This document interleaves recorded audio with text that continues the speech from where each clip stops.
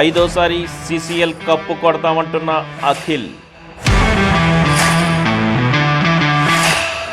సినీ తారల క్రికెట్ సంగ్రామానికి సమయం ఆసన్నమైంది. ఈ సెలబ్రిటీ క్రికెట్ లీగ్ సిసిఎల్ 11వ సీజన్ ఈ నెల 8 నుంచి మార్చి 2 వరకు జరగనుంది. ఈ నేపథ్యంలోనే తెలుగు సినీ తారలకు చెందిన తెలుగు వారియర్స్ జట్టు జెర్సీని ఆదివారం హైదరాబాద్లో ఆవిష్కరించారు. ఈ వేడుకలో జట్టు కెప్టెన్ అక్కినేని అఖిల్తో పాటు తమన్, ఆది, అశ్విన్, రఘు, సామ్రాట్ తదితరులు పాల్గొన్నారు. ఈ సందర్భంగా హీరో అఖిల్ మాట్లాడుతూ 14 ఏళ్ల క్రితం విష్ణు ఈ సెలబ్రిటీ క్రికెట్ లీగ్ను ప్రారంభించారు. తొలిసారి దీని గురించి చెప్పినప్పుడు ఇది వర్కౌట్ అవుతుందా లేదా ఎవరికీ తెలియదు. కానీ ఇప్పుడు మేము 11వ సీజన్లోకి అడుగుపెట్టాం. దాదాపు దశాబ్ద కాలం పాటు ఒక కార్యక్రమం కొనసాగిందంటే అది విజయవంతమైందనే అర్థం. విష్ణు హార్డ్ వర్క్, అభిరుచి, నమ్మకంతోనే ఇది సాధ్యమైంది. మేము ఎన్నో సవాళ్లను ఎదుర్కొని ఈ స్థాయికి వచ్చి నిలబడ్డాం. ఇప్పటి వరకు మేము 4 సార్లు గెలిచాం. 5వసారి కూడా కప్పు కొట్టాలనుకుంటున్నాం. ఆటతో పాటు అందరినీ ఎంటర్టైన్ చేయాలని అనుకుంటున్నాం. మేమెంతో అభిరుచితో ఆడుతున్నాం. ఈ నెల 8న చిన్నస్వామి స్టేడియంలో కర్ణాటక బుల్డోజర్స్తో తొలి మ్యాచ్ ఆడనున్నాం.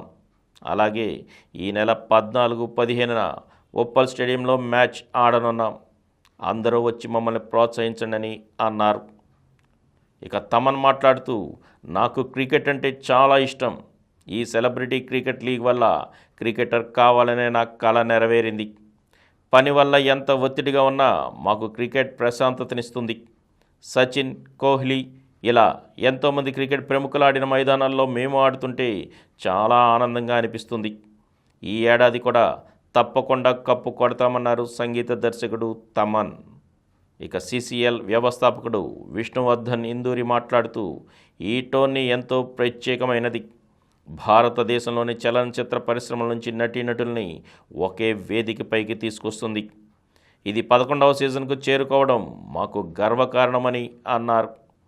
ఈ కార్యక్రమంలో తెలుగు వారియర్స్ జట్టు యజమాని సచిన్ జోషి పాల్గొని టీంకు శుభాకాంక్షలు తెలిపారు. ఎంతో నచ్చింది కదా.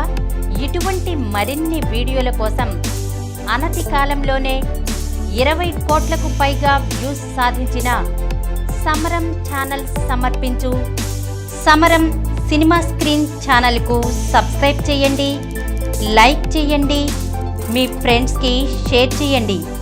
అలాగే ప్రక్కనున్న గంట సింబల్ని ప్రెస్ చేయడం మర్చిపోకండి.